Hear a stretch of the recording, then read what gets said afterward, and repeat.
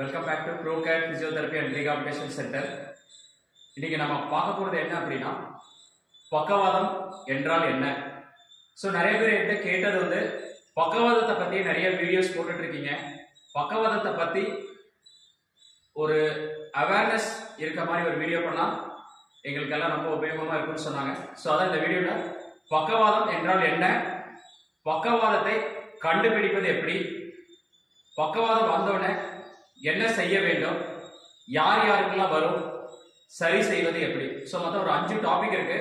5 டாபிக்கையும் ரொம்ப சிம்பிளா எப்படி கவர் பண்ணி எப்படி ஒரு அவேர்னஸ் கிரியேட் பண்ணும் அப்படிங்கிறதுக்காக தான் இந்த வீடியோ பதிவு பண்றோம். ஸோ ஃபர்ஸ்ட், பக்கவாதம் என்றால் என்ன. பக்கவாதம் அப்படிங்கிறது ஒரு சைடு கை கால் அப்படியே பேரலைஸ் ஆகிறது தான் பக்கவாதம். அதாவது ஒரு சைடு அப்படியே கை காலும் செயலிழந்து போறது தான் பக்கவாதம். அந்த செயலிழந்து போறதுல பாத்தீங்கன்னா ஒரு சிலருக்கு தொடு உணர்வும் இல்லாம போகும், மூவ்மெண்ட்டும் இல்லாம போகும். அதாவது தொடு உணர்வு இல்லாம போச்சுன்னா அதை சென்சரி லாஸ்ன்னு சொல்லுவோம், மூவ்மெண்ட் இல்லாம போச்சுன்னா அதை மோட்டார் லாஸ்ன்னு சொல்லுவோம். ஸோ ஒரு சிலருக்கு தொடு உணர்வும் மோட்டார் ரெண்டுமே சேர்ந்து போகும். ஸோ அந்த மாதிரி இருக்கிறவங்க ரொம்ப கவனமா இருக்கணும். அதுக்கு என்ன பண்ணணுங்கிறத நான் சொல்றேன். ஸோ இதான் பக்கவாதம். பக்கவாதத்தை அடுத்த டாபிக், பக்கவாதத்தை கண்டுபிடிப்பது எப்படி. ஸோ ஒருத்தவங்களுக்கு பக்கவாதம் வந்துருச்சுங்க அப்படிங்கறது எங்களுக்கு கண்டுபிடிக்க முடியல, அதனால நான் ரொம்ப நாள் வீட்லயே இருந்துட்டோம், ஸோ திருப்பி ஹாஸ்பிட்டல் போகாட்டியுமே இதாயிடுச்சு. ஸோ வந்ததை எப்படி கண்டுபிடிக்கிறது. அந்த தமிழ் வார்த்தைகள்ல பாருங்க, வாதம், வாதத்துல ஃபர்ஸ்ட் லெட்டர் பாருங்க வா. வால பாத்தீங்கன்னா வாய் கொண்டுட்டு போயிடும். ஒரு சைட வலது பக்கமோ இடது பக்கமோ வாய் இழுத்துட்டு போயிடும், அதுதான் வாய். அதான் ஃபர்ஸ்ட் எடுத்தீங்க வா, வாய் கொண்டுட்டு போறது. ரெண்டாவது லெட்டர் பாருங்க தா. அதாவது என்னன்னா, நடக்கும்போது ஒரு தடுமாற்றம் இருக்கும், கரெக்டா நடக்க மாட்டாங்க. நடக்கும்போது பாத்தீங்கன்னா ஒரு தண்ணி அடிச்சுட்டு ஒரு குடிகாரர் போதையில எப்படி நடப்பாரோ அது மாதிரி நடக்க வைக்கும். சோ அந்த மாதிரி இருந்துச்சுன்னா அது ஒரு அறிகுறி. ரெண்டாவது இம், அதாவது அவங்கள பேச சொன்னீங்கன்னா மா மீ இந்த மாதிரி பேச முடியாம போயிடும். இது 3 தான் மிக முக்கியமான விஷயம் கண்டுபிடிக்கிறதுக்கு. இதை தவிர ஒரு சிலருக்கு கழுத்து வலி இருக்கலாம், தலை சுற்றல் இருக்கலாம். ஸோ இந்த மாதிரி விஷயங்கள்லாம் இருந்துச்சுன்னா பக்கத்தில் இருக்கவங்களை போய் டாக்டரை அணுகணும். ஸோ இதான் பக்கவாதத்தை கண்டுபிடிப்பது எப்படி.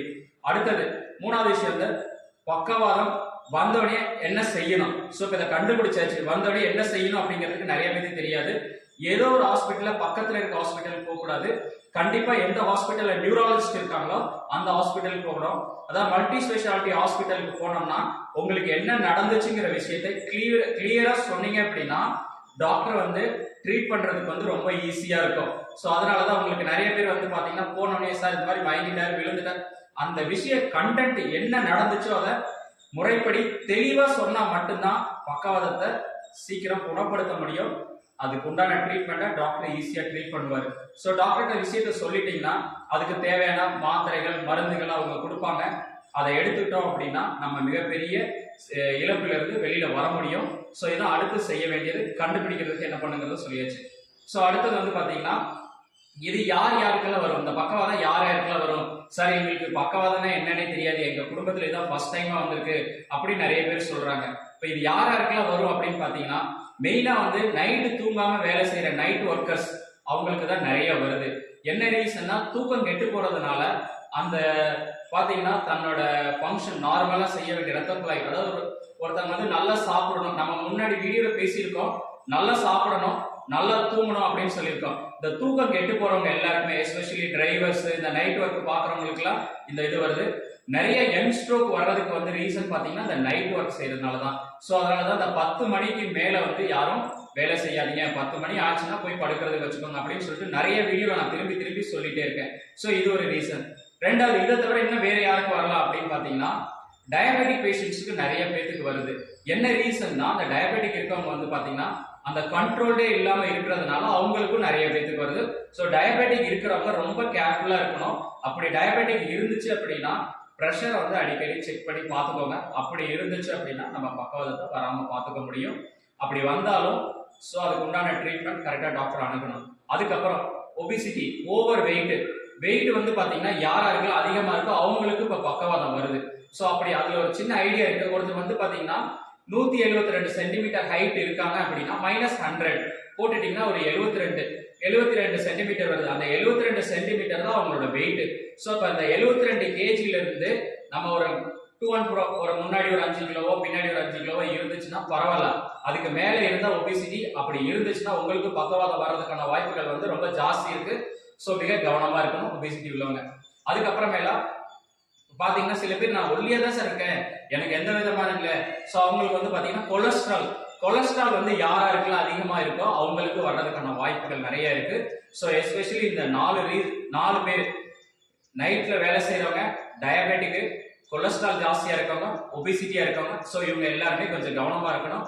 வயது ஆனவங்க, ஃபேமிலியில இதுக்கு முன்னாடி யாருக்காவது வந்து பக்கவாதம் வந்துருச்சுன்னா அவங்களுக்கு வர்றதுக்கான வாய்ப்புகள் இருக்கு. அவங்களும் கொஞ்சம் கவனமா இருந்துக்கணும். சோ இப்ப இது எல்லாமே சொல்லியாச்சு சார். இப்ப இந்த பக்கவாதம் வந்துருச்சு, எப்படி பண்ணா சரி செய்ய முடியும் அப்படிங்கிற விஷயம். பக்கவாதம் வந்துச்சுன்னா ஒரு சிலருக்கு மெயினான ட்ரீட்மெண்ட் வந்து இப்ப பாத்தீங்கன்னா பிசியோதெரபி தான் மெயினான ட்ரீட்மெண்ட். அதுல நிறைய விஷயங்கள் இருக்கு கவனிக்கிறதுக்கு. ஸோ ஒரு சின்ன பக்கவாதம், ஒரு சிலருக்கு பக்கவாதம் வந்திருக்கும், வந்தோடனே பாத்தீங்கன்னா ஹாஸ்பிட்டல் போயிருப்பாங்க. அவங்களுக்கு பாத்தீங்கன்னா அதை டிரான்சியன்ட் இஸ்கெமிக் அட்டாக்னு சொல்லுவாங்க. ஸோ அது போன உடனே பாத்தீங்கன்னா ஒரு 3 to 4 ஹவர்ஸ்ல போனோடனே ஒரு இன்ஜெக்ஷன் போட்டுருவாங்க. அவங்களுக்கு ஒரு சைடு செயலிழப்பு இல்லாம காப்பாத்திடலாம். அந்த 12 மணி நேரத்துக்கு மேல போகும்போது தான் ஒரு கையோ ஒரு சைடு காலோ பாதிக்கப்படும். அப்பதான் ரொம்ப பிரச்சனையா இருக்கும். ஒரு சிலருக்கு பாத்தீங்கன்னா ஆபரேஷன் பண்ணி சரி பண்ண வேண்டிய சுச்சுவேஷனுக்கு போகலாம். ஸோ இந்த பாத்தீங்கன்னா ஆபரேஷன் பண்ணி கரெக்ட் பண்ற மாதிரி சுச்சுவேஷன் போறவங்க இருந்துச்சுன்னா பிசியோதெரப்பியை இயர்லியராகவே நல்லா ஸ்டார்ட் பண்ணும். எஸ்பெஷலி ரீஹாபிலிட்டேஷன் பிளான் வச்சு நல்ல ப்ராப்பரா பிசியோதெரப்பி கண்டினியூ பண்ணாதான் இதுல இருந்து வெளியில வர முடியும். ஆபரேஷன் பண்ணாதவங்க பாத்தீங்கன்னா ஒரு சிலருக்கு பிசியோதெரப்பியோட சப்போர்ட் இல்லாம ரெடி ஆயிட முடியும். அவங்க வந்து எங்க மாட்டிக்குவாங்க அப்படின்னா இந்த கை ஃபங்க்ஷன்ல வந்து மாட்டிக்குவாங்க. அவங்களுக்கு அப்போ பிசியோதெரப்பி அவசியம் தேவை. பக்கவாதம் வந்துருச்சு அப்படின்னா மெயினா பிசியோதெரப்பியை ஏர்லியர் பீரியட்லயே ஸ்டார்ட் பண்ணுங்க. ஆபரேஷன் பண்ணிட்டாங்க, அவங்களுக்கு ஆபரேஷன் பண்ணாங்க அப்படின்னா கண்டிப்பா ஒரு ரீஹாபிலிட்டேஷன் சென்டர் போங்க. ரீஹாபிலிட்டேஷன் சென்டர்ல போய் நல்லா டிஸ்கஸ் பண்ணுங்க. நியூராலஜிஸ்ட், டாக்டர்ஸ், மெடிக்கல் ஆஃபீஸர் அவங்கள்ட்ட டிஸ்கஸ் பண்ணி எவ்வளவு நாளைக்கு நான் தெரப்பி எடுக்கணும், என்ன மாதிரி தெரப்பி எடுக்கணும், எப்படி சாப்பிடணும், என்னோட பயிற்சி முறைகள் என்ன, எவ்வளவு நாளைக்கு நான் பண்ணணும், என்னோட ஃபேமிலி மெம்பர்ஸோட சப்போர்ட் எப்படி இருக்கணும், அதுக்கப்புறம் நான் எப்படி இதுல இருந்து மீண்டு வெளியில வந்து எப்படி என்னோட வேலையை நான் செய்ய போறேன், இதை பத்தி எல்லாமே ப்ராப்பரா ஃபர்ஸ்ட் 3 to 6 monthsல நல்லா பிளான் பண்ணி பண்ணிட்டீங்கன்னா கண்டிப்பா இதுல இருந்து வந்துட முடியும். ஸோ சரி செய்யறதுக்கு உண்டான ஒரு முறை என்னன்னு பாத்தீங்கன்னா பிசியோதெரப்பி மேஜர் ரோல்ல இருக்குது. ஸோ அதனால பிசியோதெரபிஸ்டோட சப்போர்ட் வந்து ரொம்ப அவசியம். ஸோ இன்னைக்கு இந்த 5 டாபிக்கை மேபி எல்லாத்துக்கும் உபயோகமா இருக்கும்னு நினைக்கிறேன். ஸோ ஃபர்ஸ்ட் நான் சொல்றேன், பக்கவாதம் வந்தா என்ன பண்ணணும், அதுக்கப்புறம் பாத்தீங்கன்னா பக்கவாதத்தை எப்படி கண்டுபிடிக்கிறது, பக்கவாதம் வந்தோடனே என்ன செய்யணும், யார் யாருக்கு வரும், அதுக்கப்புறம் சரி செய்வது எப்படிங்கிறத பத்தி இந்த வீடியோல பார்த்துட்டேன். மேபி இந்த வீடியோ வந்து உங்களுக்கு ரொம்ப உபயோகமா இருக்க மாதிரி இருக்கும்னு நினைக்கிறேன். தேங்க்ஸ் ஃபார் வாட்சிங். ஸோ இந்த மாதிரி ஹெல்த் எஜுகேஷன் வந்து நம்ம திருப்பி நிறைய வீடியோஸ் பண்ணிட்டு இருக்கோம். ஸோ உங்களுக்கு வேற ஏதாவது சந்தேகங்கள் இருந்துச்சு அப்படின்னா இந்த கமெண்ட் பாக்ஸ்ல கமெண்ட் பண்ணுங்க, பார்க்கலாம். தேங்க்ஸ் ஃபார் வாட்சிங். தேங்க்யூ. இதுல இன்னொரு விஷயம் கவனிக்க வேண்டிய விஷயம் என்னன்னு பாத்தீங்கன்னா நாள்பட்ட தலைவலி.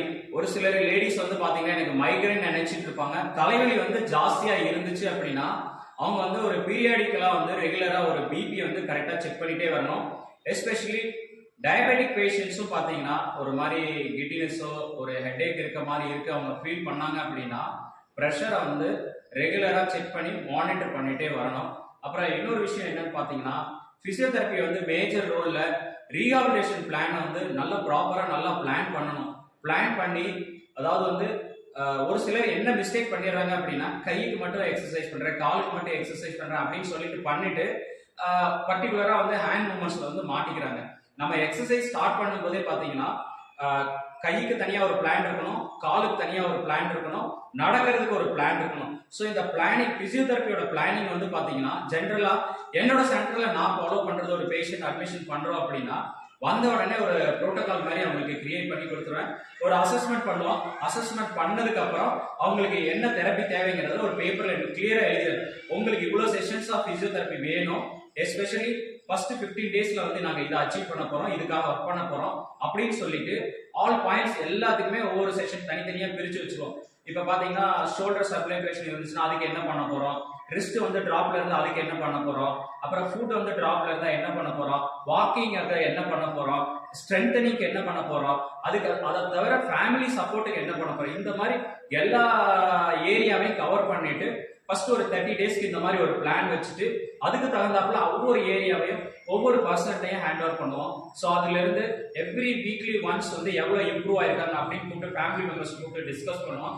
அதுல எவ்வளவு ரீச் ஆயிருக்கீங்க, நீங்க என்ன பண்றீங்க அப்படிங்கிறத ஃபீட்பேக் அவங்கள்ட்ட கேட்டு ஒன்னொன்னா ரீச் பண்ணும்போது தான் நம்ம அடுத்த லெவலுக்கு போவோம். எஸ்பெஷலி இதுல இன்னொரு முக்கியமான விஷயம் வந்து என்னன்னு பாத்தீங்கன்னா, ஃபேமிலி மெம்பர்ஸ் பிசியோதெரபிஸ்ட் என்னதான் ஹார்ட் ஒர்க் பண்ணி அவங்க பண்ண வச்சாலும் ஃபேமிலி மெம்பர்ஸ் வந்து நல்லா பாசிட்டிவா அவங்கள்ட்ட அப்ரோச் பண்ணி நல்லா பேசி அவங்கள மோட்டிவேட் பண்ணும்போது தான் அவங்க அடுத்த லெவலுக்கு வர முடியும். ஸோ இது மாதிரி நம்ம பக்கவாதத்தை பத்தி நிறைய வீடியோ பேசிட்டு இருக்கோம். ஸோ இனி வரக்கூடிய அடுத்த வீடியோல வந்து ஸ்பாஸ்டிசிட்டி, அதுக்கப்புறமேலாம் வந்து பாத்தீங்கன்னா ஒருத்தங்களை வந்து லாஸ்ட் வீடியோல நான் சொன்னது வந்து நடக்கிறதுக்கு என்ன பண்றோம் அப்படின்னு சொல்லிட்டு மேஜரா ஒருத்தர் நிறைய பேர் கேட்கறாங்க ஸ்பாஸ்டிசிட்டி, ஹேண்ட் மூவ்மெண்ட்ஸ் பத்தி. ஹேண்ட் மூவ்மெண்ட்ஸ் வந்து ஒரு பெரிய மேஜரான ஒரு டாபிக். அதுல வந்து இண்டிவிஜுவல்ஸ் நிறைய வித்தியாசப்படும். பட் இதுக்கு முன்னாடி ஒரு 10-12 வீடியோஸ் ஹேண்ட் மூவ்மெண்ட்ஸ் மட்டுமே பேசியிருக்கேன். பட் திருப்பி கம்மிங் ஃபியூச்சர் வீடியோஸ்ல ஹேண்ட் மூவ்மெண்ட்ஸ் பத்தி பேசுறேன். ஸோ தேங்க்ஸ் ஃபார் வாட்சிங். தேங்க்யூ. என்னோட நேம் வந்து செந்தில் ராஜன். நான் ஒரு இயன்முறை மருத்துவர். ஸோ என்னோட இதுல ரிலேட்டடா என்னென்ன விஷயத்த கவர் பண்ண முடியும் என்னங்கிறத பத்தி சொல்லிட்டு இருக்கேன். ஃபியூச்சர் வீடியோஸ்ல மீட் பண்ணா கண்டிப்பா இந்த வீடியோ உங்களுக்கு உபயோகமா இருக்கும்னு நினைக்கிறேன். ஸோ உங்க நண்பர்கள், உறவினர்கள், பக்கவாதம் உள்ளவங்களுக்கு ஷேர் பண்ணுங்க. கண்டிப்பா இந்த பக்கவாதத்துல இருந்து ஒரு பக்கவாதம் இல்லாத ஒரு சமுதாயத்தை உருவாக்குறதுக்கு பாடுபடுவோம். தேங்க்ஸ் ஃபார் வாட்சிங். தேங்க்யூ.